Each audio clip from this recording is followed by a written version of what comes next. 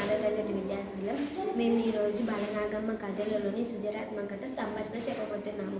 సంభాషణ అంటే ఇద్దరు లేక ఎక్కువ వ్యక్తుల మధ్యలో జరిగే మాటల కొనసాగింపు.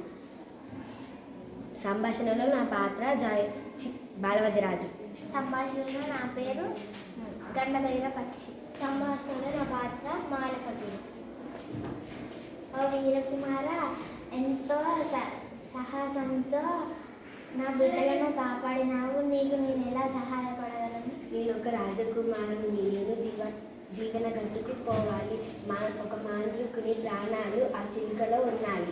నీకేం భయం లేదు. నా రెక్కల మీద కూర్చొని తీసుకొస్తా. అలాగే.